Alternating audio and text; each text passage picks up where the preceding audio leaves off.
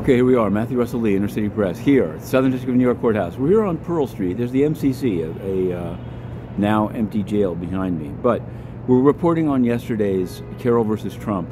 It was a big day. They finished the direct and then they did cross, which is not yet over, but it went on virtually all day.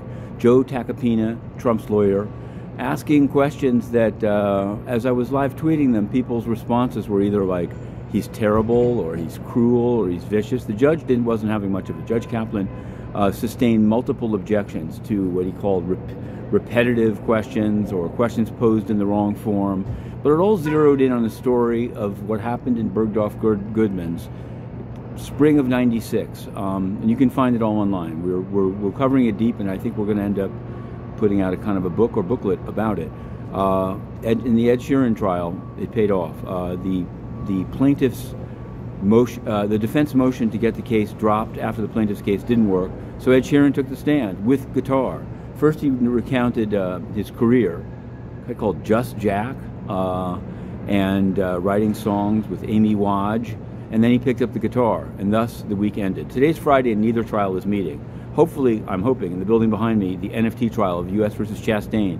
It's one that I've been covering as best I can, but it's the first of its kind, I believe. It's a criminal trial on NFTs, and there are a lot of legal issues raised. And the question is whether OpenSea actually lost money from it, whether that should be a requirement. Now, in a crypto fraud of which there is no doubt, Sam Bankman-Fried, the development this week is that I believe yesterday, Ryan Salame, he was used as kind of a straw man to make political donations. His house, he hasn't yet been charged, but his house was raided by the FBI, and documents and probably electronics were taken. So there's that. There's also the brother Gabriel Bankman-Fried still out on the lam. But speaking of on the lam, the United Nations, totally corrupt. Antonio Guterres went to Washington and he met with Antony Blinken, and the readouts are all very positive. But the reality is that the deputy of Guterres, Amina J. Mohammed, has talked about baby steps to recognizing the Taliban.